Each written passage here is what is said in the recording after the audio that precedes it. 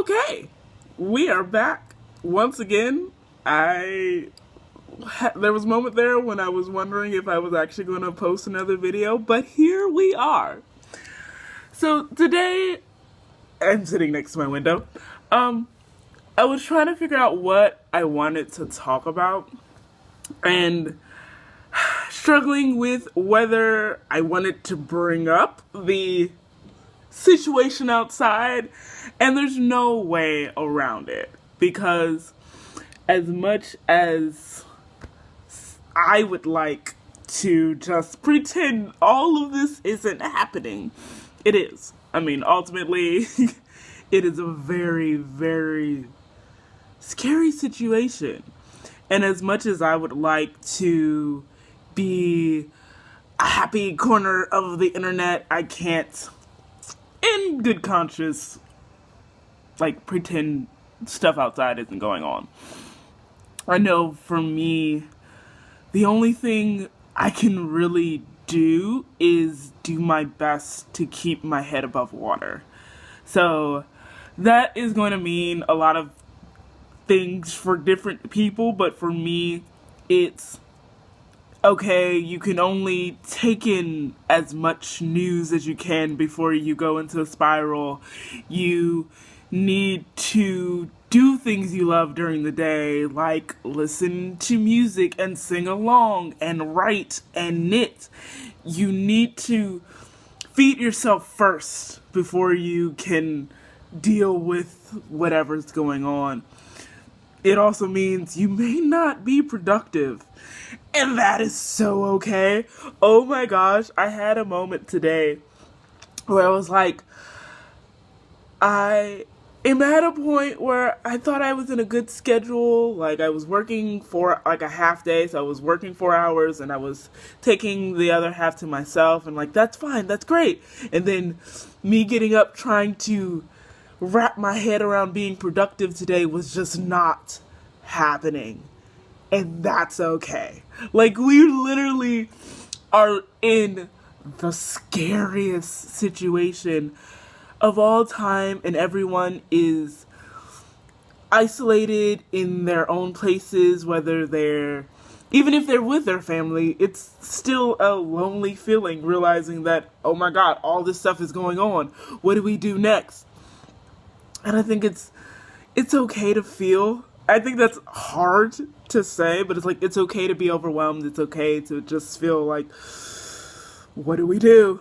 But you also can't let all the bad feelings overwhelm you, which is why I say, keep your head above water, because whatever you need to do to sort of tread water and not drown in all of these scary feelings, do that. Because even though if that means, today is not your productive day, today you're playing games or you're writing, which is what I will probably be doing after this, actually no, I'm going to do work and then write. We have to do what we can.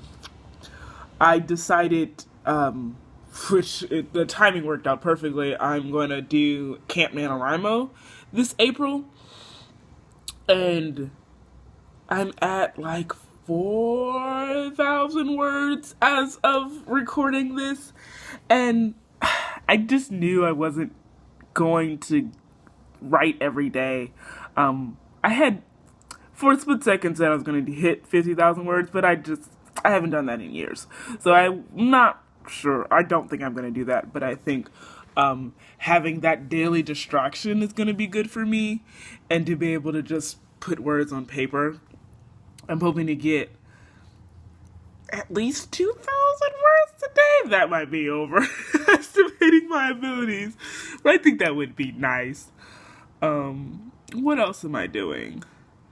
I have a knitting group with some friends at work that is on Fridays. So I love the connection with online we've been able to have, because I've had, probably more meetings than I may like to have, but being able to have all these web meetings where we're able to connect with our friends and people that we haven't seen in weeks it is a good feeling. I think it's a little overwhelming to get all the notifications, but I'll take that to be able to continue to build that connection and to continue to see all of my friends again. So I'm not mad. I enjoy. I mean, we're making the most out of this, and I enjoy seeing people rise up to the occasion. The last thing I wanted to say is John Krasinski's Some Good News. If you haven't seen that, it is just a great happy corner of the internet. It just warms my heart, and I love it. And I'm just so great that he came up with the idea, or him and his team came up with the idea. I don't know who's behind it. I just think it's a great idea to just put out more positivity in the world right now. And it's just, I was just wondering how he was going to follow up the first episode. Because I would be so nervous. Like, everyone is expecting something good. So I better deliver. And I think he more than rose to the occasion. So I enjoy watching that. Oh, there was I should really start writing down like a agenda for these. But I also love the Quarantine Kitchen that Alton Brown and his wife does. Oh, I love them so much. It's so funny because he's literally like a big kid in the kitchen, and and his wife, I want to say her name is Elizabeth, but it's probably not. Sorry. They're just such a good team, and it's so cool to see their dynamic, but also see him in his natural habitat as opposed to on like the shows that I've seen him in like Good Eats or Cutthroat Kitchen. So he just can really be himself and let his personality shine, and it's a welcome distraction for one, but it's also fun just to kind of have that connection again where you get to peek into people's lives and what they do for dinner. So their broadcast live show is going to be tomorrow, and I can't wait to see that. Is there anything else? I'm pretty sure I'm going to think of something right after I stop recording, but I'll just save that for next week. I love you all. I hope you all are taking care of yourselves. Don't be hard on yourselves. Trust me, you're doing fine. Whatever you're doing that you think is not enough, please, you are doing fine. You all, deep breaths, and I will see you next week. Bye.